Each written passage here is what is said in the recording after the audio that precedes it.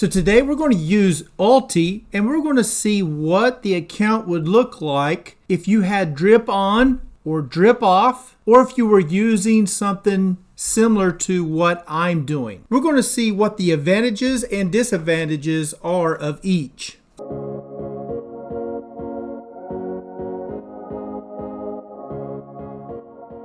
Hello my friends, this is Legend. So today we're going to take a break and take a look at using ULTY, and we're going to look to see what if you had the drip on, or if you had the drip off, or if you were utilizing my method, which is kind of a drip off, but I do buy when it's below my adjusted price average.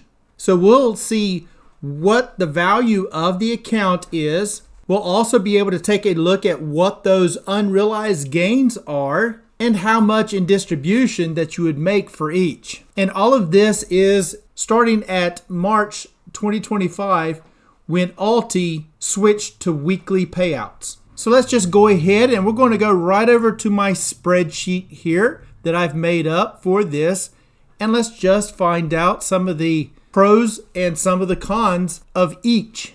All right, so here we are on my spreadsheet. And the first one I've got on here is the drip on, right? And this is utilizing the stock ULTY. And the current price of ULTY is $5.67 per share at the time of this video. And I'm using a total of $100,000 for the initial investment. Now it can be $100,000, it can be $20,000. It's not going to matter as far as the percentages, right? The percentages won't change. The amount or the dollar amount will, but the percentages will not. And for an example of that, 50% of $100 is $50, but 50% of $10 is $5, right? So the dollar value changes, but the percentage of both of those were still 50%. So that is the common factor between them. So if you use and you're looking at those percentages, then it doesn't matter what you actually start off with. That's the number that you can use for comparison, not so much the actual value. But for this one, we're going to use that $100,000 for all three options here. And I have it for ULTY with drip on. The second one will be ULTY with drip off, completely off, right? And the third one will be ULTY utilizing my method, which is only buying when the share price is under my adjusted price per share, right? Okay, so just a little bit about drip first. So when you have drip set up with your broker, and that is something that you would have to find out from your broker if you can set that up. Most brokers do, if it's available for that stock or ETF. And what that means is the broker itself will purchase those shares for you when you earn a distribution or a dividend. In our case, with the YieldMax ULTY, we earn distributions. So when you get paid out that distribution on a Friday, then the broker itself, if they receive it that Friday, then they can purchase shares of said stock or ETF with that amount of money, and then you will show in your account of earning and increasing your share account by that amount of shares. Now, some brokers can flip that pretty quick, right? If they get paid on Friday, they would go ahead and set those orders up and get those purchases in that Friday. And they'll usually do them in lots, right? It just depends on how many they have. And they'll do it in bunches or bundles, right? And then they'll take that full amount, and whatever that overall average is, that would be the average for everyone, right? Now, some brokers may not be that quick or may not receive it on Friday, right? They may not actually get it until Monday. So your broker then would not actually purchase those shares until that time. So you would have to find out from your broker when that actually gets received and when they make those orders. But for this exercise, I'm assuming that when we get paid out on that Friday, that the broker is turning right around and purchasing those shares. And I'm utilizing the closing price of that Friday for this exercise. And for the distributions, I am utilizing the X date, with the distributions for each, and then of course the eligible shares for each distribution X date. So with the drip on, you can see that we have generated a total of 23,523 shares. Now this is fractional shares as well because we are purchasing those shares on a dollar value, right? So basically if you have $100,000, how many shares can you get if you buy each one at $6.53? Now this is starting with a start date of March 14th. So we are using the date when ULTY went to weekly paying, okay? And as you can see, that first X date I'm showing here is 3/13 for that 10 cents. Now it shows zero amount earned. Why does it show zero amount earned here? Well, if the X date is 3/13, then the shares eligible for that X date has to be purchased before that date. Our first purchase was on 3/14, so therefore we have no shares for this payout. But for the next payout, we will have those 15,313 shares, as you can see them right here, right? And then it just continues on as these do increase as well, which therefore increases the total number of shares we have. So as you can see, we have a total capital of $149,036.97.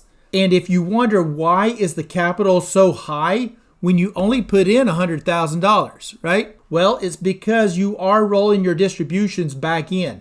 So that $49,000 that you earned, you put it right back in. So therefore the capital grows by that much, okay? And we can see that the total market value of the ETF is $133,378. And that price there is basically the current price times the number of shares, okay? And that is the market value of your share count. Now, you can see the calculated adjusted capital. So this takes into account of any captured distributions, right? Well, you're not capturing them, you're rolling them back in. So the adjusted capital is the same as what your original amount invested was. And that's the $100,000. Because 149 minus your distributions of 49 is the $100,000 that you originally had invested. Now you can see that your adjusted price per share here is at $4.25. And all that is your adjusted capital here, which is your full amount that you have invested, that $100,000 divided by the number of shares. And that gives you your real price per share, right?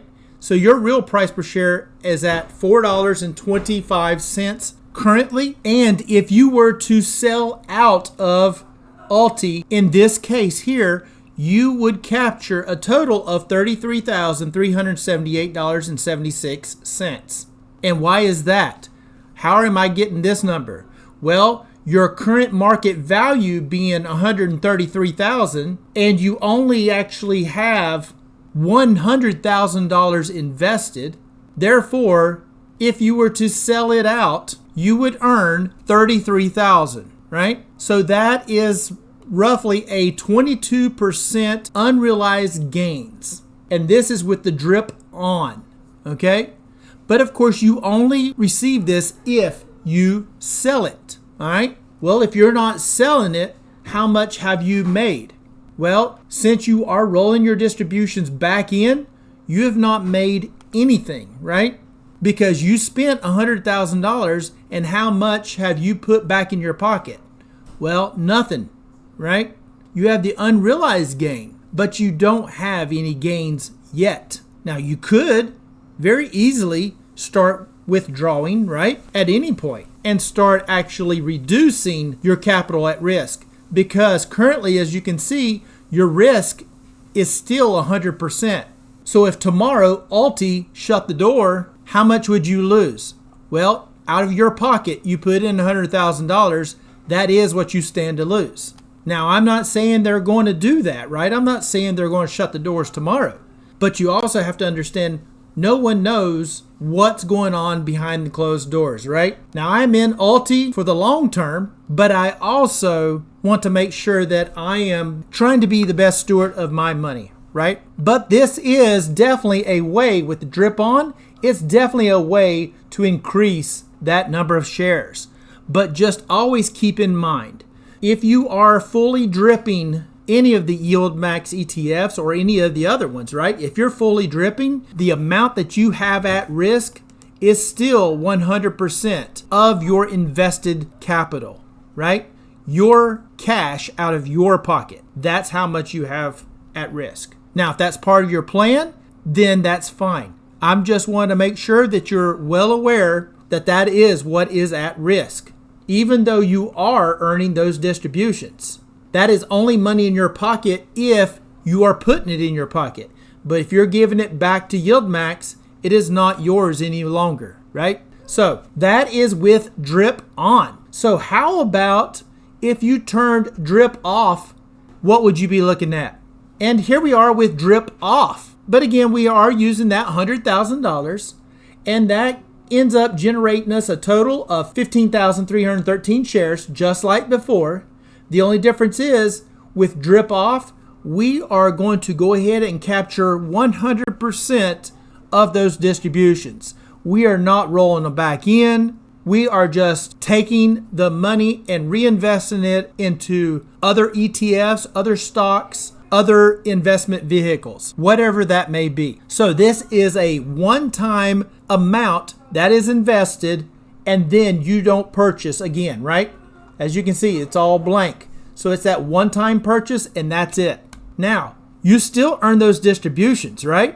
So those distributions are still coming in. The share account doesn't change, but those distributions are still rolling in. So what is your purchase share average? Well, that's $6.53. How much do you have invested? Still only that $100,000, right? Because you did not make any other purchases. The distributions you've earned is $39,643. What is the market value? Well, the market value is $86,830. What is the adjusted capital that you have invested here? And that's $60,356.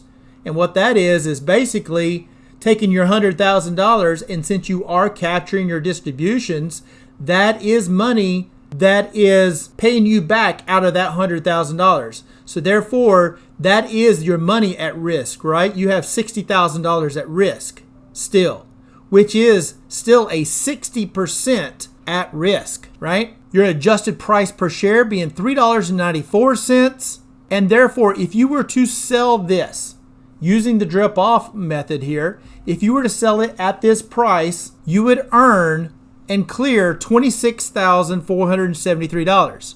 Now, this isn't as much as the one with the drip on, because the drip on is increasing the overall value of the ETF that you have in your account. But the difference here is you are capturing that distribution. So you are putting money back in your pocket, versus drip on, you are not putting any money back in your pocket. So there is a little bit more of a higher risk, right? Because you're putting it right back in to allow it to compound, versus taking it out and removing that compound, right? So as you can see, there are many pros and cons to each one, but that is a total unrealized gains of 26.47%. And again, all of this only matters if you sell it, right? But if you're not selling, this is just a nice number to look at if you're not selling. But that's about all it is. What really matters is how much money do you have invested or at risk currently? Well, for this one, you have $60,000 versus the drip on, you have the $100,000 at risk. So like I said, pros and cons here. That's all I'm doing, is I want to show the pros and cons. I am not telling you one way is best, because I am not a financial advisor, and I'm only showing this for entertainment, for something for you to look at, and you make the decisions on what you want to do. Now that was drip off. Now how about my method? And here we are on my method, okay? And it's kind of a little bit in between the two, right? And what it is it's set up the same way, right? We made that same purchase on that same day with the same amount of money, $100,000. Well, what's the difference? Well, the difference is you still made that same purchase of that $100,000. It got you the same number of shares because it is the same price, right? Share price. The only difference is for this one, if those cells are green, that means that this buy price or the share price here is below your adjusted price per share. Meaning that if it is, it helps to reduce this, right? And by reducing this, you're actually able to increase this, right? You're increasing your unrealized gains, which again is only nice if you're looking at selling, but it is something to also look at because that is still an option, right? But for this one, we have that average share price of $635. Our total invested is $120,603. So definitely more than the drip off, but less than the drip on. The distributions earned $47,000. Now that's less distributions than the drip on because the drip on was $49,000 if you remember. But the difference here is I'm able to capture those distributions, at least a portion of those distributions, right? Because I did make some purchases. Of course, those purchases does increase my capital invested, right? But as you can see, the market value for this method is $107,000. So definitely less than the drip on, but you have to understand it does make sense, right? Because if you had the drip on, you're buying more shares. Therefore, the market value is just going to be higher, right? You bought more shares. More shares times that price, of course, is going to be higher. The calculated adjusted capital is $72,000. Now, so the drip on was $100,000 and the drip off was about $60,000. So again, this method is somewhere in between the two, right? And that puts my adjusted price per share at $3.83.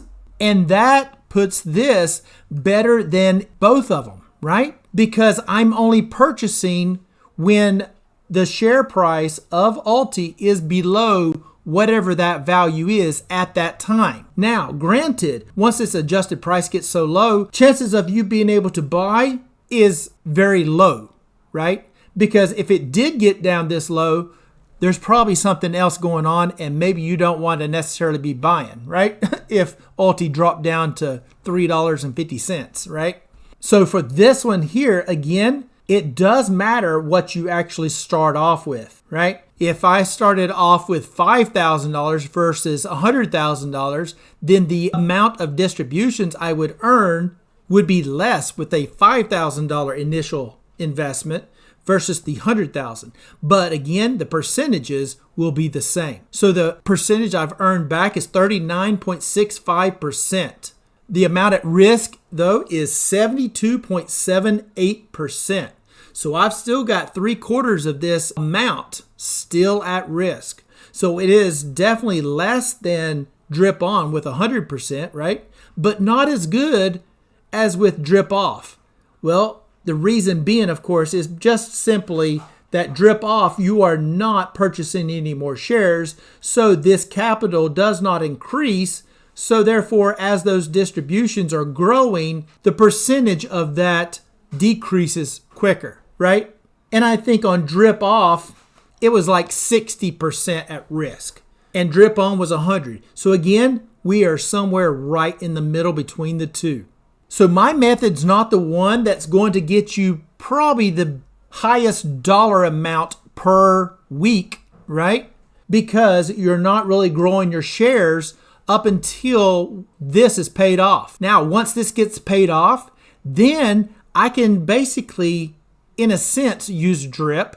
Now, I wouldn't necessarily use drip anyway because I want to decide when to purchase rather than just have my broker purchase it on a certain day of the week and I'm just stuck with whatever price they get. I can at least put a limit order in, buy it at a price that I want, whether it's a good price or not, but at least I selected it, right? But once I get my ULTY here paid off, around along with MSTY and the rest of them, right? Each one I'm handling separately. But once this one gets paid off and this gets down to 0 for my adjusted price per share, then I could take that full distribution amount and I can start buying shares, right? Because as long as I don't exceed that distribution amount, my real price per share will not change. It will stay paid off. And therefore, I'll be using house money because they have paid off all of my shares for ULTY. And if I don't roll them back in, I am earning my distributions 100% free and clear, not including any taxes, of course. But YieldMax would have paid me back all of my initial capital. Therefore, I would have no money from my pocket at risk, and therefore I don't have to worry about what that current price of ULTY is, or even how much in distribution there's going to pay out. It won't matter, because at that point I would have none of my cash invested, and I will just be earning those distributions free and clear. And like I said, this sheet is not available. I do have a sheet that does look very similar to this, right? Because I am utilizing that same setup, and it's my stock tracker sheet, and that one is available in the pinned comments and down in the description. But it is for you entering in your stock purchases, your distributions, and so forth, and to be able to calculate your adjusted price per share per your ticker symbol, okay? And that is available. But this setup here, the way I've got this set up right now, this is not available, okay? So just wanted to be clear on that. I hope this was pretty fun. I mean, it was for me. I enjoyed to kind of see which one actually gave the best, right? Looks like my method here, the amount at risk is somewhere in the middle. My method gives the best adjusted price per share. The drip on increases the number of shares, so your potential distribution is probably the highest, but you do have the full amount still at risk. And of course, on drip off, you have the least amount of risk. The adjusted price per share is a good adjusted price per share, just a little above my method. And the distributions earned are only about $8,000 less than my method, but definitely not as much as with drip on, as you can see here. But keep in mind, that is not money in your pocket. That is money sent back to YieldMax. So I think I'm going to wrap it up right there. If you don't mind, hit that subscribe button. Smash the like button. It'd be much appreciated. And as always, I am not a financial advisor, and this is 100% not financial advice. Please do your own due diligence before you get into any stock plays. And until next time, legend out.